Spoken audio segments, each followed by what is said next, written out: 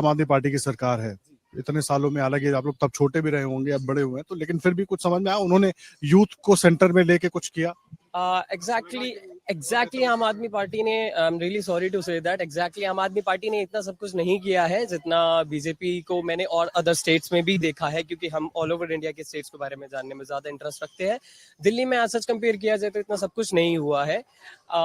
Just in case छोटी सी चीज बोलूंगा, यहाँ पानी और बिजली ही कंटिन्यूसली नहीं आता और साफ नहीं आता, तो आई डोंट थिंक सो कि वो बहुत ज्यादा एजुकेशन पे भी ध्यान दे रहे हैं। स्कूल्स वगैरह में अगर कभी जाता हूँ, मेरे एग्जाम्स होते हैं, कुछ छोटे मोटे एग्जाम्स होते हैं, सेंटर पड़ता है, तो इतनी क्लीनलीनेस भी वहाँ नहीं होती है।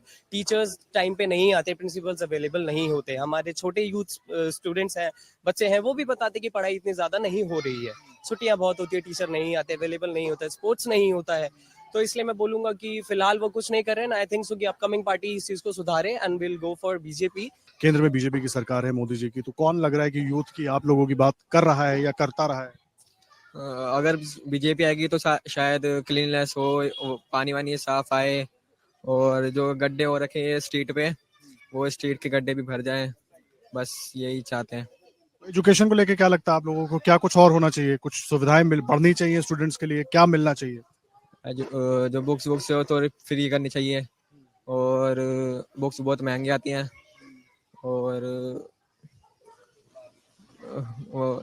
कुछ नहीं। ठीक, देखिए, इनको लगता है कि बुक्स वगैरह फ्री होनी चाहिए, क्या शुभ नाम? जी, इंजीनियर दीपक नागिया। इंजीनियर साहब, मुझे ये बताइए कि चल क्या रहा है? चल क्या रहा है एजुकेशन में, कह सकते हैं कि एजुकेशन लेवल बहुत नीचे डाउन चल रहा है। दिल्ली में ही कह सकता हूँ ऑलमोस्ट, क्योंकि जैसा केजरीवाल सरकार ने कहा था कि स्कूल ऑफ एक्सीलेंस और अलग अलग टाइप के स्कूल्स खोलेंगे, केंद्रीय विद्यालय वगैरह, बट उनमें वो बात नहीं आ रही है जैसा होना चाहिए। बच्चों की, मैं एक बार स्कूल गया, मैं खुद एक टीचर हूँ, एक बार स्कूल गया मैं, एक बार गवर्नमेंट स्कूल में, बट देखा वहाँ पे लेवल बिल्कुल, आप कह नहीं सकते हो कि बच्चे खेल रहे हैं और टीचर आराम से बैठा हुआ है, उन्हें कोई मतलब नहीं है। तो इस चीज पे ध्यान देना पड़ेगा सरकार को। तो आपने कौन से, क्या स्पेशलाइजेशन है आपकी इंजीनियरिंग में? इलेक्ट्रिकल। तो आप अभी कहीं काम कर रहे हैं? नहीं, मैं अभी फिलहाल एक कोचिंग सेंटर रन कर रहा हूँ, नागिया कोचिंग सेंटर। बहुत सारे युवा आते होंगे आपके साथ, आप खुद भी युवा है, मैं ये नहीं कह रहा कि आप युवा नहीं है, बहुत सारे युवा आपके पास आते होंगे, तो क्या लग रहा है हमारे दिल्ली के युवाओं के पास कमी किस चीज की है? कुछ सुविधाएं सरकार की तरफ से उनको दी जा रही हैं कि वो कमी पूरी हो पाए, आगे बढ़ पाए युवा, बेहतर जॉब, बेहतर भविष्य की ओर बढ़ पाए? जी, जॉब की तो कहूँ कि मैं खुद अनएम्प्लॉयड था, इसीलिए फिर मैंने नागिया कोचिंग सेंटर अपना खोला। अब कई ऐसे मेरे साथी हैं जो अभी तक अनएम्प्लॉयड है, तो वो किसकी गलती कहेंगे? सरकार की ही गलती कहेंगे, क्योंकि बेचारे अब पढ़ लिख के ग्रेजुएट होके और रिक्शा चला रहे हैं बेचारे।